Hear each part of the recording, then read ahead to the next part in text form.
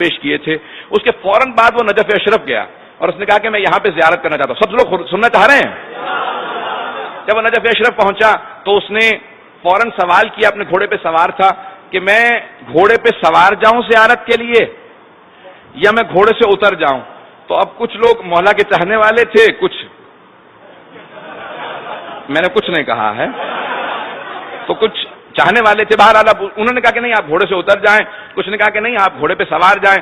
تو کہا کہ نہیں اختلاف کیوں ہے آپ لوگوں میں. تو ایک نے کہا کہ بھی وہ بادشاہ تھے, وہ اپنے زمانے میں خلیفہ تھے, اب وہ انتقال کر گئے ہیں, شہید ہو گئے ہیں, اب آپ ابھی بھی بادشاہ ہیں تو گھوڑے پہ سوار جاؤ. اس نے کہا نہیں, اب جب اختلاف ہو گیا تو قرآن کھولو, جو قرآن کی فعال مجھے بتائے گی تفاعل بالقرآن کر لیا جائے, قرآن سے سخارا کر لیا جائے, جو قرآن کہے گا اسی پہ عمل کروں گا.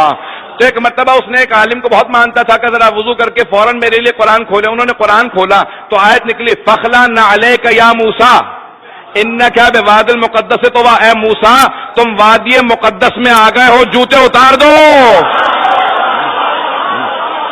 اپنے نالین اتار دو.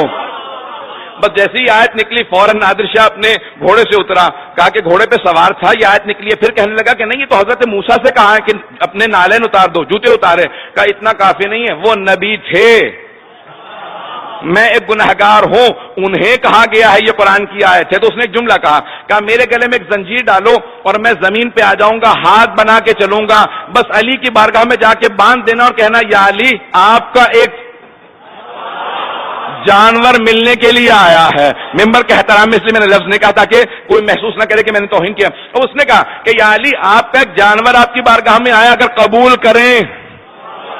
جیسے پہنچا اس نے زیارت کی, بہت رویا. جب باہر نکلا اس نے ایک صحن ہے مولا کے باب توسی جہاں پہ ہے, وقت گزر رہا ہے, وہاں پہ اس نے دیکھا کہ بہت سے لوگ زمین پہ بیٹھے ہیں, کسی کی آنکھ نہیں ہے, کسی کا ہاتھ نہیں ہے, مختلف لوگ جو ہے معذور. کہ یہ کون لوگ ہیں؟ کہ شفا لینے آئے ہیں. کہ میں ان سے ملنا چاہتا ہوں. ہادی کون ہوتا ہے, ہدایت کیا ہے, ان سب چیزوں میں عقیدت کس حد تک ضروری ہے, اس بات کو پیش کر رہا ہوں.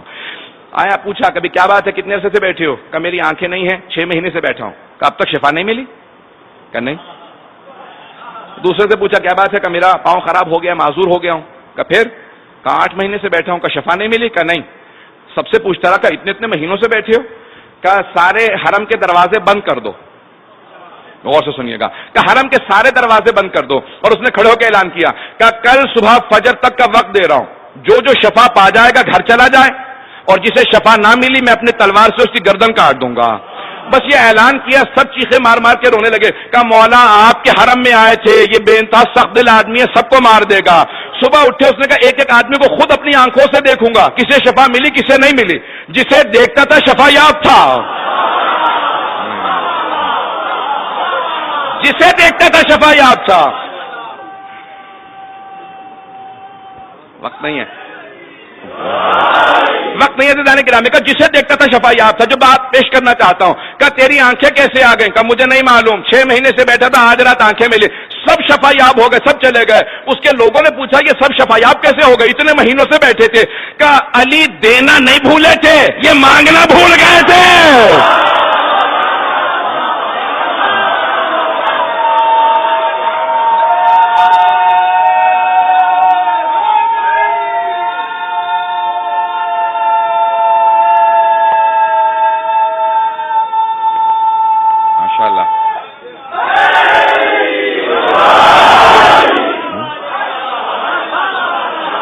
علی دینا نہیں بھولے تھے, یہ مانگنا بھول گئے تھے.